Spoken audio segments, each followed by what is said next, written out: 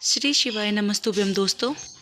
जैसा कि आप सबको पता है, आज मासिक शिवरात्रि है, 15 जुलाई है और पूज्य गुरुदेव ने पार्थिव शिवलिंग निर्माण की पूर्व में ही सूचना दे दी थी। तो आज मैं आपको बताऊंगी पार्थिव शिवलिंग कैसे बनाया जाता है। सबसे पहले आप साफ जगह की मिट्टी को लेके आएँ, जैसे किसी क्यारे की मिट्टी। फिर उस मिट्टी में किसी पवित्र जल को डाल दें, जैसे गंगा जल हो गया या सरयू नदी का या यमुना नदी का, किसी भी पवित्र नदी का जल डाल दें।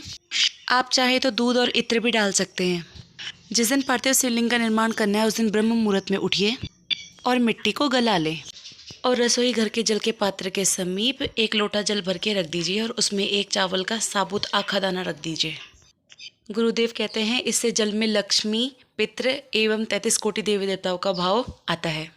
अब मैं आपको निर्माण विधि बताती हूँ। सबसे पहले एक बेलपत्र को जमीन में रखिए, जिसका कोमल भाग ऊपर की तरफ तथा कठोर भाग नीचे की तरफ होगा तथा उसकी डंडी का मुख उत्तर दिशा की तरफ तथा पत्ती का मुख दक्षिण दिशा की तरफ होगा। फिर पत्ती के ऊपर मिट्टी डालकर सर्वप्रथम शिवलिंग बनाएं और उसके बाद थोड़ी और मिट्टी डालकर उससे जलाधारी का निर्माण करें। ध्यान रखें कि जलाधारी हमेशा सदैव उत्तर की दिशा की तरफ ही बनती है। फिर अपनी इच्छा अनुसार शिव जी का पूजन करें, शिवलिंग का पूजन करें। अब मैं आपको बताती हूँ विसर्जन किस प्रकार करना है। इसके भी गुरुदेव ने 2 पक्ष बताए हैं। यदि हस्तालिका तीज, श्रावण या शिवरात्रि है तो शिवलिंग को घर में रख सकते हैं, परंतु यदि कोई त्यौहार नहीं है तो आपको शिवलिंग का विसर्जन किसी जल स्रोत में करना पड़ेगा, चाहे वह नदी हो, चाहे कोई स्रोत हो, कोई कुंड हो या कोई कूप हो।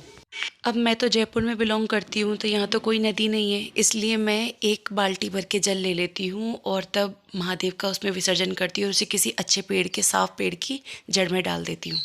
अब मैं आपको बताती हूँ महादेव की इस पूजन के लिए कौन कौन सी सामग्री गुरुदेव भगवान ने बताई गई है। 1 लोटा जल, 21 गेहूँ के दाने, 5 गमलगट्टे, 108 चावल के दाने, 21 काली मिर्च, 1 चुटकी काली तिल, 1 धतूरा, 7 बेलपत्र, 7 समीपत्र, 7 गुलाब, 3 गोल पूजन की सुपारी, 2 जनेऊ, 2 देसी घी के दीपक, 5 फल और मिठाई ना हो तो प्रसाद, इत्र, पीला चंदन, मौली, कपूर, लौंग, इलायची, पंचामृत, दूध, दही, घी, शहद, शक्कर, गंगाजल और शिवलिंग के पूजन की थाली, रोली, मूली, चंदन, अबीर, गुलाल।